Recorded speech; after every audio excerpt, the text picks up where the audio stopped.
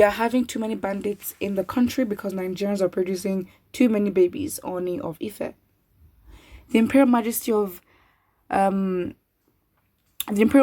of IFE, Oba Ogunwusi Adeyeye Ojaja I, has disclosed that one of the reasons Nigeria is grappling with the problem of banditry is due to production of too many babies.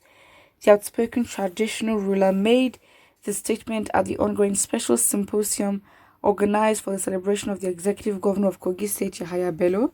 He noted that Nigeria, its economy is growing less than 5% yearly, cannot take care of the population explosion caused by the massive production of babies. OONI of Ife said, according to statistical records, 65,000 babies are given birth on a daily basis in Nigeria, and 8 million babies are produced yearly by Nigerians. He emphasized on the fact that when the babies are produced, we're not a factory, come on, they're abandoned by their parents and governments till they grow up to realize the government has failed them. In his words, His Excellency Governor Yahaya Bello clocks 46 years old today, but I can tell you that just today 65,000 babies were produced by Nigerians, and these babies are abandoned and grow up to realize that the government has failed them. They have no choice but to join banditry. The insecurity problem we're having today cannot be solved without looking into these issues. Insecurity has been one of the problems facing the entity called Nigeria in recent, and all the efforts of the state and federal government have not yielded the desired results. All right.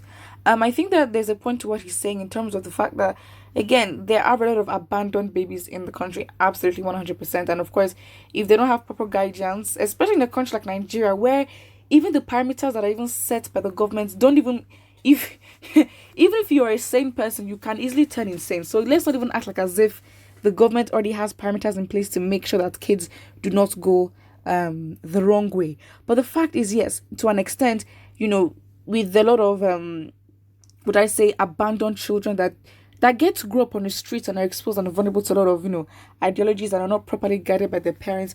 This is absolutely a fact. This happens, and children are very much susceptible or vulnerable and exposed to a lot of things that they should not be exposed to, especially in a country in Nigeria where there's no regulation. Again, in a country like Nigeria, it is not a must, it is not regulated, and it's not a must that children are enrolled into schools, good quality schools.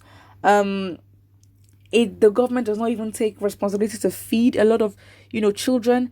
And even though, yes, the government can get tax revenue, they don't even spend that on infrastructure of the country. They don't even make sure that even people that have parents, what do they even gain from the government? So again, you honestly have to be lucky to have parents that are well off in Nigeria, and you grow up to live a comfortable life because your parents are your only people that are out here for you. The government is not. Because when you say, the government has failed them, and they grow up to think the government has failed them. Well, the government has failed everybody, to be honest. And it's just like, that's it. And I think, again, with how to curb issues like this, we need to provide, education about, what unsafe sex can do to you if you're going to be having unsafe sex or unprotected sex. Because you don't want unwanted pregnancies and then you're not able to take care of these children, because there's literally no point in having a child, abandoning the child. And it's not even that. Some people have children, and then of course with the situation of the country, they become homeless, they lose their jobs. So again, let's not pretend like as if the government has parameters to curb issues of parents who are not able to take care of their kids or different situations. Okay, the government has done nothing. If you're a parent in Nigeria, you are on your own. That is it.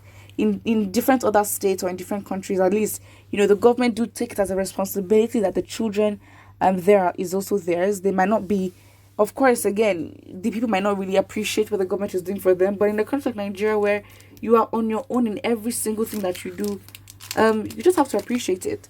That I'm appreciate what is happening in the other countries, but you have to be.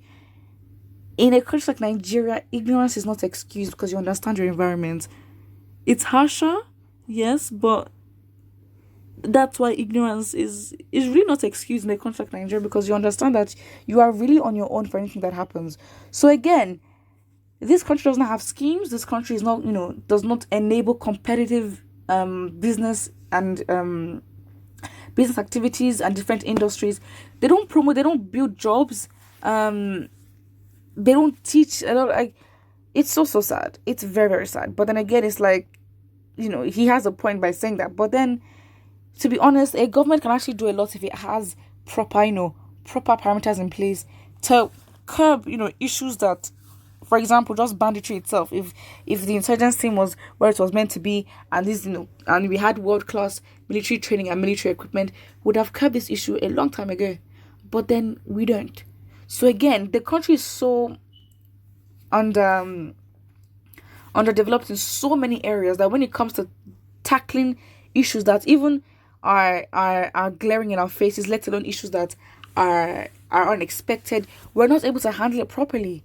It is very sad. They don't even take care of the economy as they should. How can a country, I mean, he noted it here.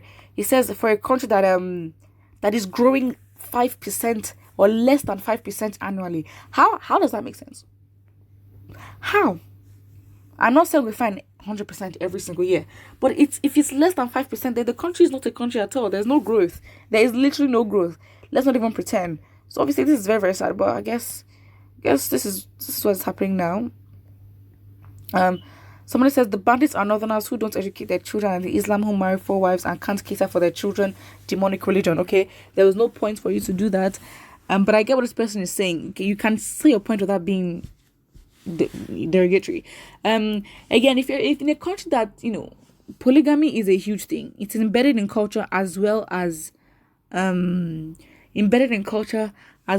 religion. It is a huge factor. It really is a huge factor. And when we don't have parameters for things, and then in a country that is so religious and we take things so seriously, where we're like, oh, you know what, God will do it for us, when you don't have a plan on how you can take care of kids, that also adds to it. And when it comes to lack of education in the northern region, exactly. I mean, there was a system. That's the thing. There's a system in place. Again, it's just in theory, the model is fine, but is it practiced in reality? It's not. The Ahmadiyya system is meant to be a proper education system. Obviously, controlled by Islam itself, and closely knitted with the different tribes and communities there. But it was never really so, it was never seen through, and that's just what it is. It's sad, but if we move at this point. We really, really move.